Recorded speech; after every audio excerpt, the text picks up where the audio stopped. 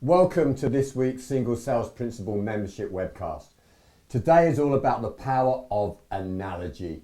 It was Aristotle who said the greatest thing by far is to be a master of metaphor. And I love this proverb. A good orator makes us see with our ears. For me, the analogy is so important because it truly adds the spice into our sales message. Using features and advantages, linking them to needs, of course, that is vital. But by using analogies or similes or metaphors, we can truly add some spice to really flavour, to really put some ingredients into this product that we are selling. So why is it that people find them so difficult to use? Well, let's look at the definition of analogy. Well, is a cognitive process of transferring information or meaning from a particular subject, the analog or source, to another, the target, or linguistic expression corresponding to such a process. Yikes, I can see why we are having a problem. I think the other reason we're having a problem is that they tend to be a bit cheesy if not used very well. So for example, we don't want to be using terms that are overused. George Orwell said, don't use metaphors that we constantly see in print. So for example, low-hanging fruit. You know, we're starting to talk like some sort of PR guy, blue sky thinking, all of this sort of thing. You know, that's not what we're trying to get across. We also don't want to really be using things like we are the Mercedes of product suppliers. We don't really want to be using that. Why? Because it doesn't really say an awful lot other than, you know, gosh, we must be a good brand. And I'm going to talk a bit later on exactly how we can use metaphors such as Mercedes to a much better effect. So let's talk about really what we mean. A simile is a comparison between two things, and it uses the word like or as. So for example, as quiet as a mouse, or my ultimate favourite, float like a butterfly, sting like a bee. What is a metaphor? Well, a metaphor is exactly the same, except we're not using the word like or as. So for example, she is a walking dictionary. And you may not know it, but you're constantly using metaphors. So living life in the fast lane, following in your father's or mother's footsteps. A blanket of snow fell last night. We're avoiding putting our eggs all into one basket. We're saving it for a rainy day. It's a dog-eat-dog world.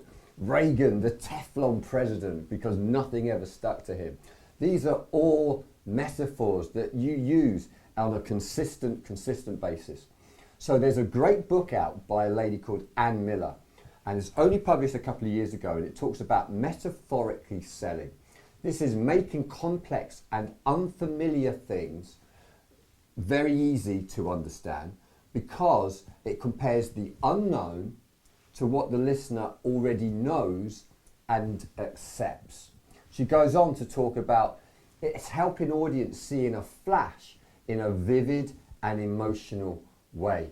Now we know that on the single sales principle, all about the power of emotions. We know that people buy emotionally and justify rationally.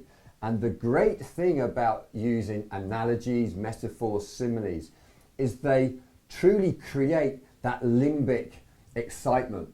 It really gets into the heart of the emotional brain. And it's the emotional brain that will get the customer inspired in your message. Steve Jobs, the ultimate master of how to use pictures to create his images. When he was trying to get John Scully from Pepsi Cola to become his new CEO of basic Apple, he said, do you want to spend the rest of your life selling sugared water, or do you want a chance to change the world? How inspiring is that? That's an offer that no person could ever turn down because it uses the power of emotion to get the point across. In 1980, Chrysler were in big financial trouble. So they went to the US government to ask for a bailout. Now, what's the problem with the word bailout? Well, it's all about negativity. It's all about handing over huge amounts of cash, which I guess you're unlikely to potentially see back. So instead of which, the CEO at the time changed the word bailout and use the metaphor safety net. You're offering us a safety net, but not a safety net for the organisation, a safety net for the thousands of Chrysler employees. That turned the government, by being a financial giver, to being a responsible government looking after the people of Chrysler. So this is the power of how we can use words in an emotive way. And we know that using pictures helps people to retain the information. Research says that using text, people will actually remember that 72 hours. Only 10% of the information will be retained. But by using pictures, we will retain 65%. Visual pictures is a similar sort of thing. If we can create visual stimuli in the emotional brain, it helps the audience retain exactly what we are saying. Brian Clark, CEO of Rainmaker, said, "Metaphors allow you to make the complex simple and the controversial palatable." And this is so important when we are selling, because we often have a number of obstacles, a number of objections that we need to overcome. They may be resistant to our ideas. They may even be negative. They may be almost indifferent. They don't see the difference between us and our fellow competitors. There may be confusion because they don't quite understand exactly what we are talking about. They may be skeptical about the offer and the benefits that we're offering. They may even be fearful, or quite frankly, what we're offering could be controversial. So using metaphors is such a powerful way of getting a message across. And Ann Miller recommends that there are 4 steps to using metaphors when selling. The first one is to identify the blind spot. What this means is understanding truly what the customer is saying, but getting underneath, probing, Socratic questioning to understand exactly what's at the heart of the challenge. So for example, if they're saying too expensive, is it not they're truly understanding what value means in this proposition?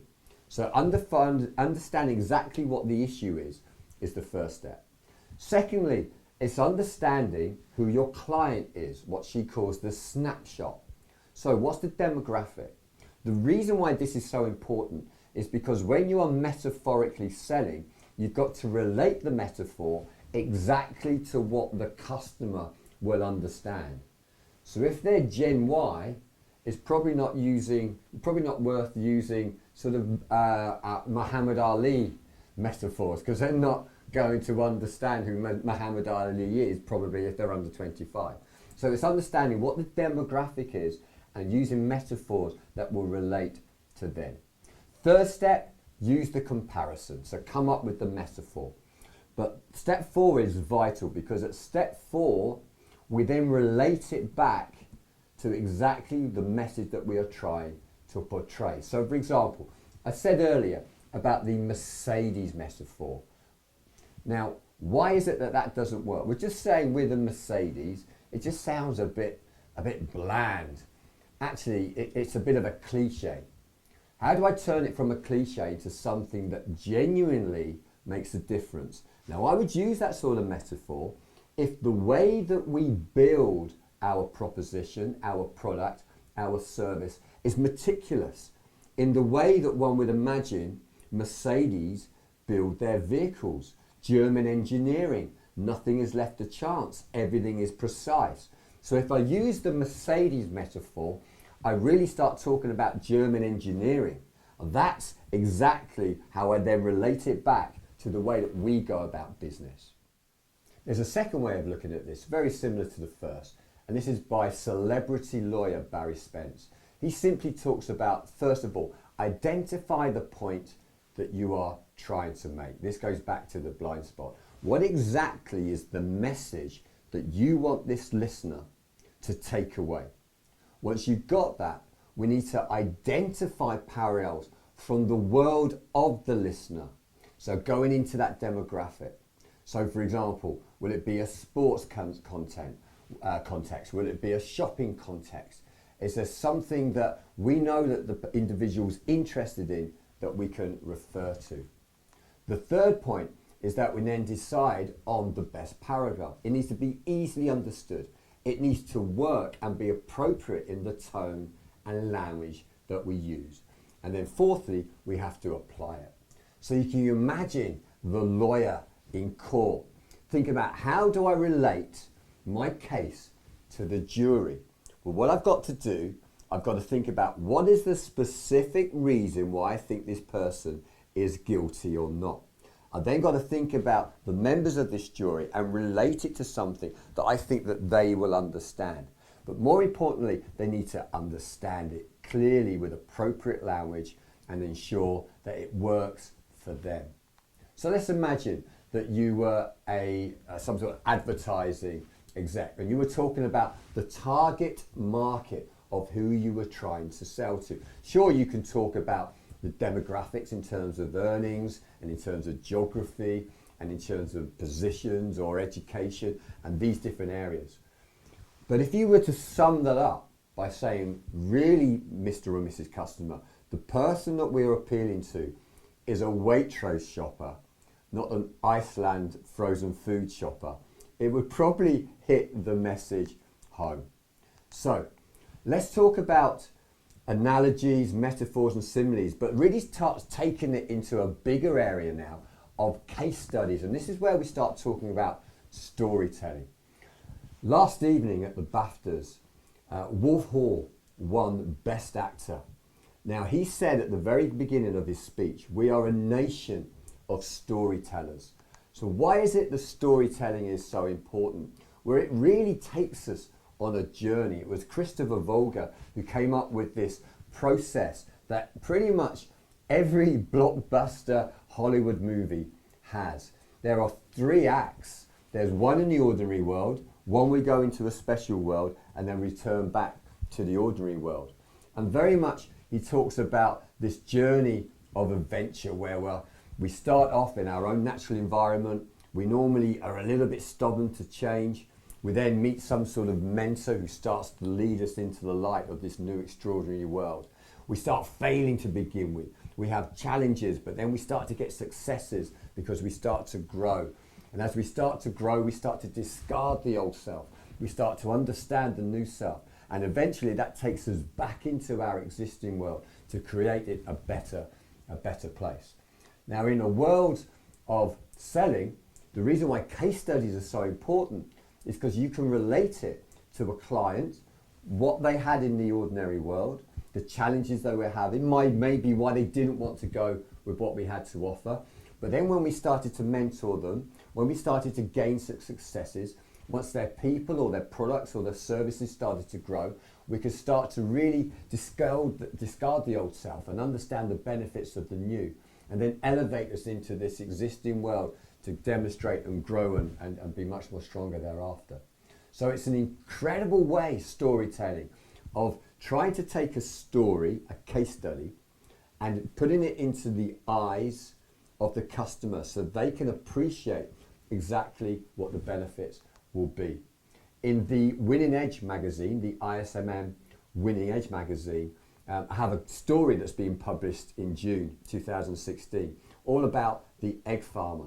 Now, what is the egg farmer about? Well, quite simply, it's a farmer who sells eggs, and he has a small brood of hens who produce magical eggs. And the reason they produce magical eggs is because of the type of seed that he uses. And every morning he spends lots of time peeling away this seed. And as he's peeling away the seed, he's talking to the hens, making sure they're okay. And then an inventor comes along with a seed machine to make his life so much more simple. And the farmer's so delighted because it takes a lot of time peeling this seed. So he buys the machine, he doubles the hen count, and he thinks the world is going to become much better. The challenge is he spends less time with the hens. The challenge is the quality of the eggs start going down. The quantity of the eggs actually start going down, despite the fact he's got double the amount of hens. And then eventually there's a fire and the machine is broken. So he has to go back to just with his old brood of hens, peeling off the seeds. but then the quality of the eggs go up, the quantity of the eggs go up. And the moral of the story is a bit like when we spend so much time filling in CRM systems and not as managers spending enough time out in the field with our people. If we spend too much time concentrating on the technology and counting what's coming in rather than going out with our people and mentoring and helping them to produce even more, then our numbers will go down. We spend so much time counting, it will get easier because there'll be less to count.